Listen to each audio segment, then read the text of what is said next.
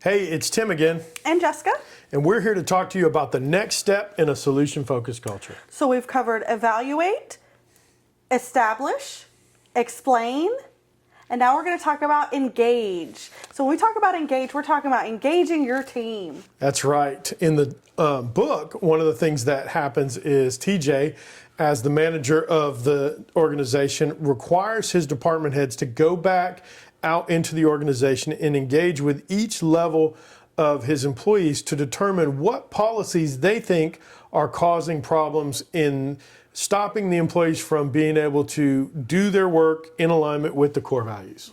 So in the more tactical side of the book, we discuss this as the concept of psychological safety. What in the world is psychological safety, Jess? So psychological safety is really important when you're asking people at the lower levels of the organization to speak up against management's decisions. So we cover psychological safety in the sense of creating an environment where employees can feel safe sharing what needs to be changed so that they can fully engage in this new mission, vision, values, and solution-focused organization. Exactly. It's actually a very cool concept that we've been working on as well inside the organization and trying to develop this system or process where people not only feel safe to do it, but feel empowered to kind of challenge the way things are done when the way things are done don't align with the mission, the vision, and the values. That's another reason why in the last step we talked about making sure that you engage all levels of the organization to establish those mission, vision, and values. So what are some of the activities that are talked about inside the book? So our activities for engage really focus on developing some ownership. So we want our employees to understand that we want more than just their buy-in. We want them to act like owners, take some ownership in the decisions that are being made and the choices and how that reflects our customers. Exactly. So if you remembered in the last video, which I'm sure you watched, and if you didn't watch, you can go back and watch it now.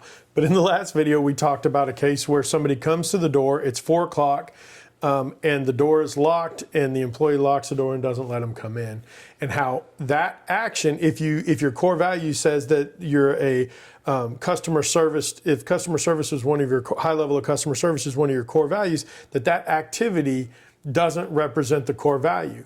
But then your employee may turn around and say, well, our policy doesn't allow overtime.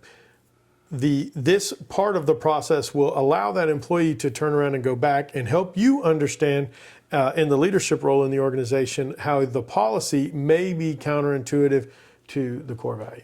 Right. So engage is really all about bringing that team in and changing the mindset for the team by letting them be a part of the process. That's right. We are firm believers, Jessica and I teach this, we're firm believers in the difference between buy-in, which is a topic or a catchphrase that everybody loves to use, and ownership. You can convince people to buy into an idea, but the problem is if you've got people inside your organization that are just buying what you're selling, the next time they're in front of a good salesman, they're going to buy what they sell too.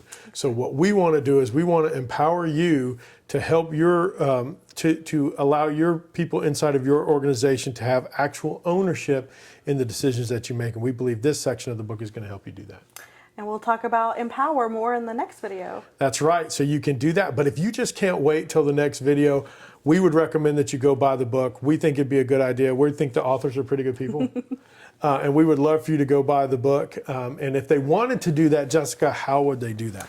So A Solution-Focused Culture is available on Amazon in paperback, hardback, Kindle ebook, and Audible. And just like I said in the last book, in the last version video, we've got a great reader. If you're an Audible person, I'm an Audible person. Picking the reader was a very, very important part of the process. We spent a lot of time. We went through about 20 different readers, and we're very happy with the one we got. So check it out. We'd love to have you get a chance to check out A Solution-Focused Culture, and we'll talk to you in the next video.